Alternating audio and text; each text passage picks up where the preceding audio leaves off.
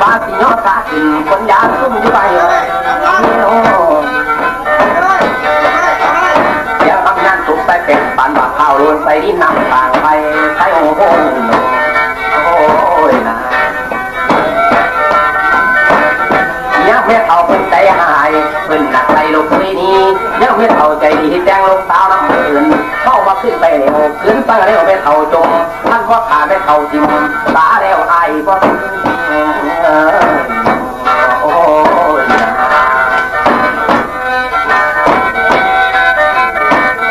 อันป่ามีบ้านจะพ่อป่าไรแต่จนใจแต่น้ำลูกกินลูกไอ้นี่กินบ่ได้อาศัยขาเจ้าคนใจบักบ้านนี้จากนี้เมียและพาแฝดตัดเอานมผู้นั้นตัดเอาของผู้นี้ตัดเอาหวีผู้นั้นนอกไปก็ใส่หมดไปน้ำบ่อไปน้ำบักบ้านบ่ไปบ่พันก็ไปดิไปน้ำบ่อไปน้ำบักบ้านบ่ท่านที่ไปน้ำอายให้คุณไปจะวอดบอลบัดพระไว้คำนำไว้ที่ของเจ้าเลี้ยงโอ้ยนะลงละผู้ใส่ละลงพระวะอันนี้มันผู้ใส่มาที่มาจุดนี้เองมาหมอลำเก่าผู้ใดเป็นคนลำหมอลำสัจจันเป็นคนลำอยู่ลำบวชห่างสิงห่างต่างมาท่านเลี้ยวบ้านไหนข้าเจ้าต่างบวชข้าเมียประลำต่างบวชพนะแต่ประวัติเพิ่งเขียนมาดิคอยว่าหินจะเปลี่ยนออกมารับอันสัจจันกระไดมีข้องน้อยนิดนึงมีทิ้นมีก้อนมีแค่ดวงหนึ่งเล่าสีข้องคือเจ้าบันบามองหันปล่อยมาลำบ้านนี้บ่ให้ลูกผู้ใดเสียปล่อยเมียผู้ใดห่างจะวังกันป่าปล่อยให้มันเลี้ยงลูกหน่อยให้มึงบ้านจงเจริญเราจะให้ไปข้างหน้าว่าฟังเดิมจากข้อนี้อยู่กับที่ได้ปล่อยฟ้าลาที่ได้ตกกลางบัดตั้งข้างกับเส้นกินหน้าข้าคุ้ยตัวได้เก็บ800บ่พ่อได้ใส่ไข่สาวแม่ห่างแม่หมายกินไปกับพ่อกินบัดป้าอินก็ต้องสามารถยุ่งหัดกินเพราะเรามันมือมองคันเราจะขอแบบว่าเพียงกันเพราะว่าจากไม่มีเพียงกันเขาที่เสาว่าพัทิโกบัดตาบัดแตงปลาโรยไปจะมาใครมาเก่งบางสีแดงเล่นกันบ่ได้ขันต่อเล่นกับเสียงสีสุนเต่ามองคันเต่าตอนไหนล่ะพ่อใหญ่ผู้ขาเล่นสิตะลุแบบฟังจะก่อนได้พอเด้อได้สมัยข้างนั้นเจ้าลุงล่าสร้างรังกองเป็นเจ้าสอนตัวข้ามมาเขาอาโลเสียฟ้าองค์พระพุทธเจ้าป่าบาดไทยกาสีแดงสอนยังมาแต่งไม่ละจะหัดขาอาจจะพูดสวัสดิ์อาเซียยุทธยาก็แปลตาแดงใบใครอยากฟังน้ำตาและความมหาอะไรฟังมาละมันมวนกระเพาะนั้นแม่นคงควรจางสิ่งแรกเพราะว่าคอยเท้า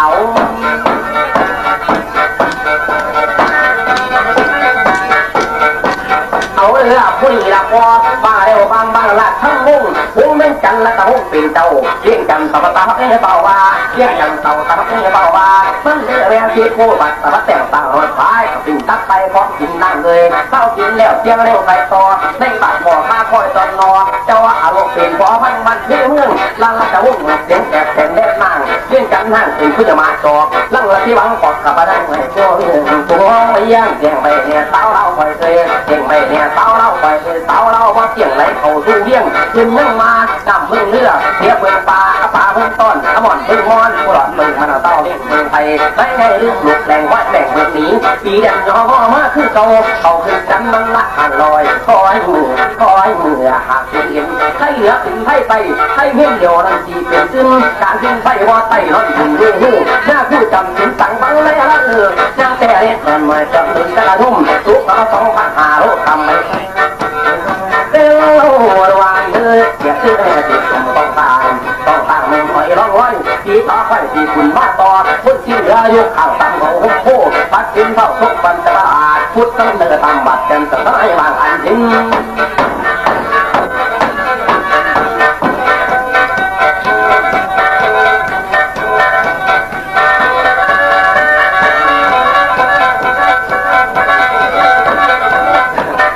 ที่เข้าวิจารณ์มาเลยเรื่องว่าละกันล่ำมันมีหลาย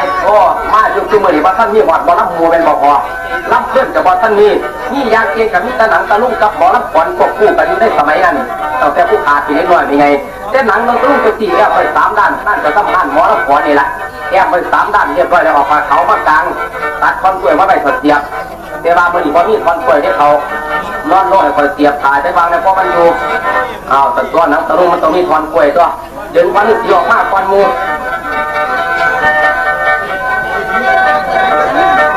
อันนี้ผมมันก็ไม่จะเข้าก็เลือกสีมานะ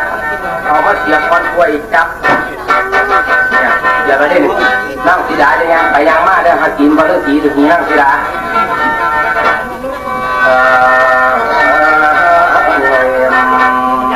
นะโมตัสสะภะคะวะโตอะระหะโตสัมมาสัมพุทธัสสะเมื่อนั้นท้าวเทระโกสีพระไว้บรรจุรีละว่าตอมไปยกมือขึ้นจิตนิ้วในเสียนอันเขาตั้งสุเกียนมาลาองค์พระบาทพระคุณพระพุทธพระธิดำองค์พระบาทพระคุณพระธรรมนี่จะนำเรียนมาองค์พระบาทพระคุณพระมาไรเศรษฐีที่นั่งอยู่บ่อในเว้นในบางพงถ้ามันเฉลยไปนิดถ้ามันเฉลยไปหน่อยโปรดใครรูปน้อยคือนายเจ้าขาจ่ายรูปเล่นพอเราเป็นคนตาพอดูรูปจ่าเสียงเราเลือกสีไปยังไปได้กับกองปั๊บตอนนี้ถึงเขาหน้าบอกว่าเสียบเสียแรกเป็นคนกล้วยจับคือเรา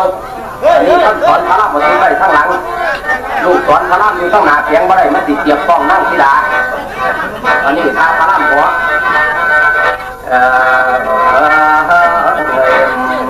ที่หันหน้ามันขาดส่วนแล้วน้องทางพระรามมาตีดาเราต้องทะเลหามาชนะหลบน้องปากคองตามาลงมาเป็นเจ้าพระองค์ภูมิทึกไรชรางสองทางเลยตะลิ้วตื่นเขาเดินแยกหัวตาฉลาดเกินเมื่อย่ำเดินที่ถึงจิตใจเข้าหัวโอ้ยเฮ้ยจะไหนมาสิหัวถึงมันเดี๋ยวมันนัดลูกระเบิดมัน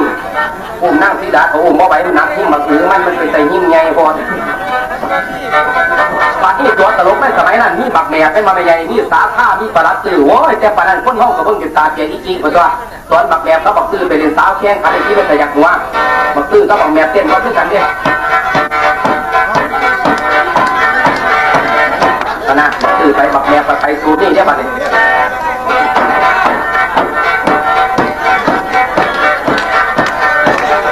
เดี๋ยวก้อนกล้วยอะไรทุกท่านก็เสียงเรียบร้อยสาวผ้าชิ้นไฟจะได้เงินเล่าไปว่าแย่งแย่ก็แย่งแย่แย่งแย่แย่งแย่ก็แย่งแย่แย่งแย่เจ้าบอกมาแม่นี่เจ้าสิไปแย่ไปหรือว่าใส่ที่นี่บ่มีหนีน้ำเพิ่นก็ก็อายอะไรบักแม่ไปเลยว่าป้าโทษอีท่ามันกินไฟตัวนี่ก็นะว่าเขาอยากแก้ขยะลงไปผ้าไอ้ผ้าเที่ยงมามีสีนากาดินมากสีบ้าดวงมาผ้าอะไรถ้าเขาผ้าบัดเลี้ยวไปเลี้ยวมาจะมันเสียงอยู่ใส่บัดเลี้ยวไปเลี้ยวมาตาเลี้ยแม่แม่อยู่นาชั่วคนละมันก็เลยว่าโอ้ยทีแม่พินมามีสีนาแต่ตัวนี้มามีดังมามีจมูกที่ดอกไอ้ขีมุกน้อยสีเดียวหูมันไหลรับที่แม่คนละบอกแม่มันใจให้หูใสมันคิดไม่มึงว่าผ้าอะไรข้างสาวผ้าอะไรว่าพ่อบอกเป็นแต่สร้างแค่หรือว่าแกงจะมาผ้าหรือว่าขายจะเติมเสียที่ตะลังแม่ตัดได้กี่ไม่เคยกินขั้นต่างยังน้อยตะลังแม่รับที่แม่บักแม่ไม่ใจให้มึงว่าตั้งไหนกี่ผ้ามึงอยากกูจะเอาซาตะกี้กูกินขั้นต่างยังน้อยตะลังแม่ตั้งตะกี้กับกูทีแม่มึงตา